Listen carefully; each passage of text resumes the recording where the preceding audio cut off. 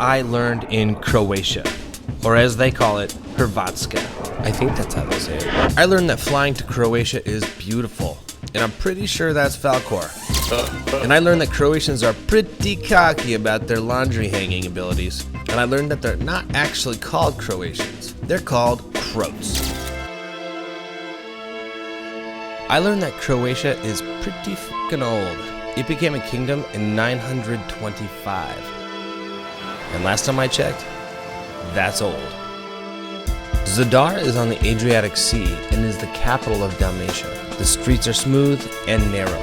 At one point, the Romans had their way with this place, and they reinforced the city with a giant wall for protection. I learned that along the north side of the waterfront, some genius installed a sea organ. At this sea organ, if you're lucky, and if he's still alive, you'll find an incredibly charming homeless man who looks exactly like f***ing Santa Claus. I'm Santa Claus.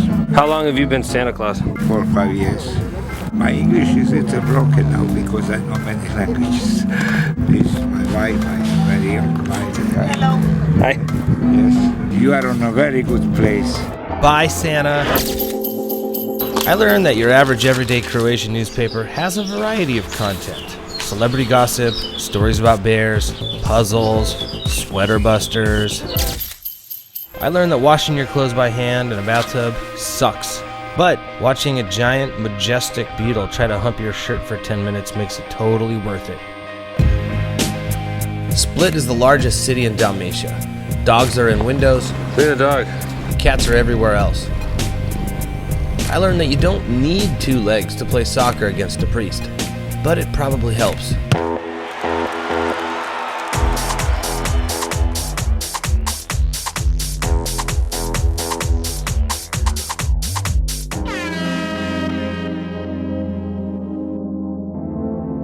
One blink and a boat ride later, you're in Hvar. This place is a full-on destination. There's been organized tourism here for over 150 years, and I can see why. The food is fresh, juicy, and delicious. And the Mediterranean sun-kissed light is so perfect it even makes stray dogs look irresistible. Old as dirt. I learned that going out is big in Hvar. They serve Jägermeister with rocks and a lemon slice, so I finally know what it's like to be fancy. I learned that while you're out waltzing around looking at Spanish fortresses and torture devices, you're gonna get hungry. A man's gotta eat.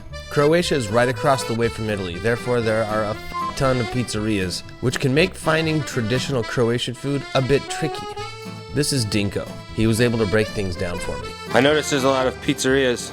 Is that typical of Croatia? You know what is typical today around the world? To make money in an easy way. So because of that, is lots of pizzerias.